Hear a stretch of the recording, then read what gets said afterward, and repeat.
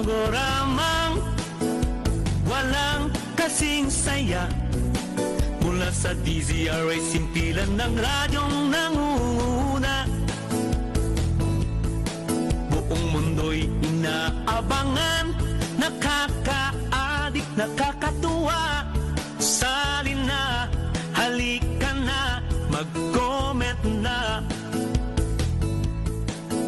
Pinangungunahan ni Tita Ems, by Noche, Kakas at mga barkada. Minsan kung swerte mayroong surprise guests na manghaharana. Kaya samahan na natin sila, anuman ang iyong ginagawa. Patulog ka na o pagising o nasa trabaho ka. Tita Ems Magazine, palatuntunan kompleto ang sangkap. Hinding-hindi boring o masasayang ang iyong oras. Tita Ems Magazine, palatuntunan kaabang-abang.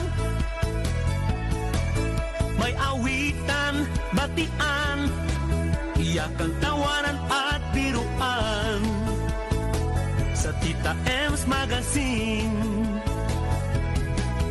pakitakpan lamang po ang mga tenga ng mga bata, lalo na sa mga tinatalakay na maselan na. Ngunit nakakapulutan ito ng impormasyon o aral, ika nga. Kaya ibahagi na ang iyong opinyon para lalong sumaya. Narito na ang programang walang kasing saya. Mula sa DZRH, simpilan ng radyong nangunguna. Buong mundo'y inaabangan, nakakaadik, nakakatuwa. Salin na, halika na, mag-comment na.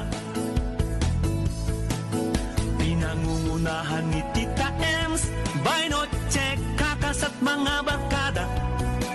Minsan kung swerte mayroong surprise guest na manghaharana. Kaya samahan na natin sila, anuman ang iyong ginagawa. Patulog ka na o pagising o nasa trabaho ka.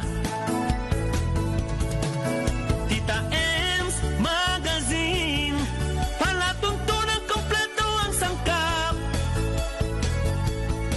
Hinding-hindi boring o masasayang ang iyong oras. Tita Ems Magazine, palatuntunan kaabang-abang. May awitan, batian, iyakan, tawanan at biruan. Sa Tita Ems Magazine, Tita Ems Magazine, palatuntunan kompleto ang sangkap. Hinding-hindi boring o masasayang ang iyong oras. Tita Ems Magazine, palatuntunan kaabang-abang. May awitan, batian, iyakan, tawanan at biruan. Sa Tita Ems Magazine, oh, sa Tita Ems Magazine.